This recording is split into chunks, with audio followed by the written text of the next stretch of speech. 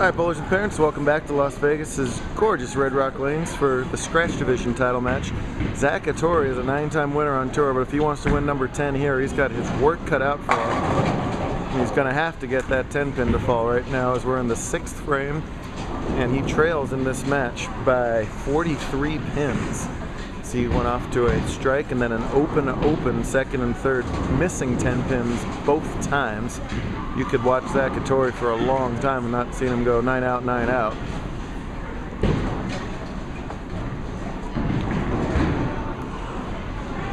Let's see if he makes one over, see if we get a right round of applause from the crowd. Yes! It can be done. Zack in no mood for the humor right now.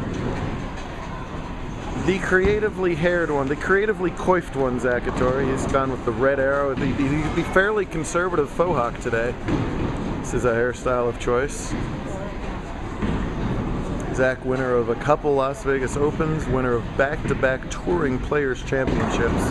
When the tournaments are the biggest, he is the one that tends to come up the best. Struggling right now here, though. There he gets that rack to slice apart. Bowling on the house pattern today at Red Rock, the bowlers tore it up, took a score of only plus 14 or higher to make it to our Pick Your Poison, but the leaders were way up there, well over 100 over for the 5 games. Now in our Pick Your Poison format, 16 bowlers go to match play, but instead of one playing 16 and 2 playing 15, the top seed gets their choice of who they want to play. Zack was the number 2 seed, so he's had the choice all the way through here. Meanwhile, Zack's opponent here is Bad Brad Hansen, former Californian, transplanted to Las Vegas, looking to beat his brother Dirty Dan into the scratch winner's circle, and he is in control of this match, but in a little less control as all of a sudden the 6, 7, 10 pops up.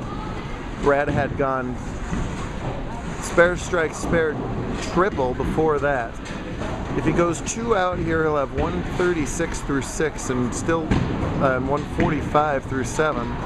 And would still lead by 29, but Hattori has that strike working, and we know how quickly leads can change in bowling. If I'm Brad here, I make sure of that too. Oh, wow. Instead, he gives it a run and only gets that 1.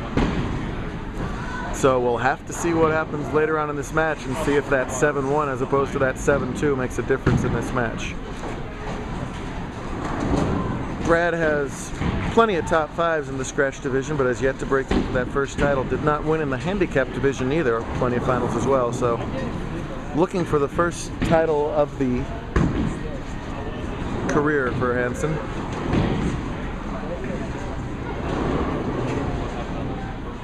Five-step approach, playing right in the track area now. And that ball holds pocket on 55 and gets some 10 in the pit. So ball back in Hattori's court. Hansen right now going at a 2:03 pace. That's spare strike the rest of the way. Hattori can max off the sheet for 2:16. So Hattori pretty much in a must-strike situation here, because if he doesn't strike, that'll be, you know, 2 frames worth of 20s instead of 30s, and that'll really put him behind the 8 ball. See this high-quality young man, 5-step delivery. Watch the brilliant timing and brilliant balance at the foul line. That's great right there. Yep, there we go. Had to have it and does get it.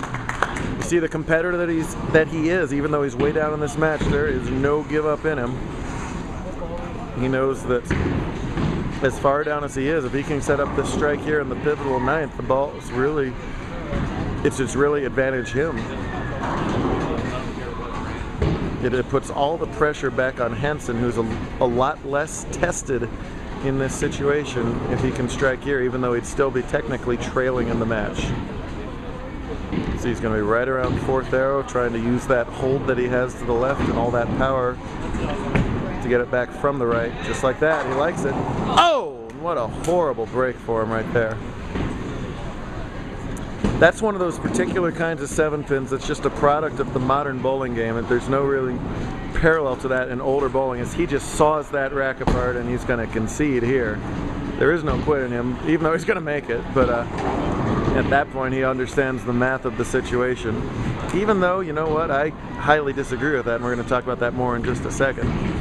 It's a disappointing 7 because you just destroy that rack, and it's sort of the same way you leave pocket 7-10s. Here's why I don't like that.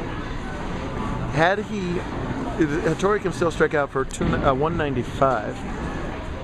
If Brad opens even one more time in the 9th and 10th, he's below that in the lower 190s. That's a mental mistake from Zack, as much as I just talked him up and saying how he doesn't quit. He might even get away with it because he made it there, but you have a totally untested Brad Hansen here in this situation. Meanwhile, untested as he is, just threw a brilliant shot there in the 9th frame to probably make what I'm talking about academic. But that's a lesson, as good as Zack is and as fantastic as his resume is. That's a mental mistake, and you don't want to make that mistake when you move on to bigger things like college and adult bowling, you know, and the pros, which are a definite possibility for Hattori too. You never concede a match till it's mathematically over. He faked me out, and I thought it was. It wasn't, but it will be if Hansen can strike here. One shot away from a scratch title. Here it is. And there it is. Look at this.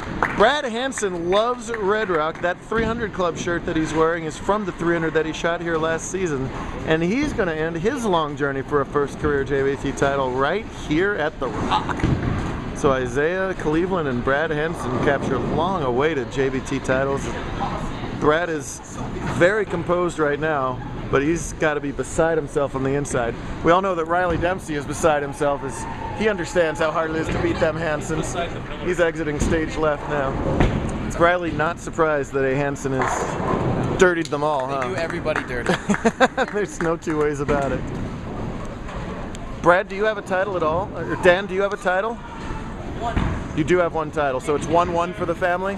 There you go. Proud mama there too, and that's brother Dirty Dan. Martinez is getting some camera time. Fred the, never mind. It's all about Brad right now, folks. Only win your first one once. He should be celebrating right now as he's in the 230s. 231, and he is a winner. He likes Red Rock. Did he shoot that's just talk about. That's where that 300 shirt comes from. Good ball, Brad. For a bowler like Zack, every loss is a tough loss, and I almost feel good for Zack that that 9 spare in the 9th that he basically threw away didn't come back to make a difference, even though he made it. He'll be back. You're going to see him all over the place in Mojave videos for the rest of the season. One of the best on tour, but today is Hansen's day. Filling out the awards for those two guys. We'll see you down in Phoenix next weekend and back in Vegas at Samstown in about a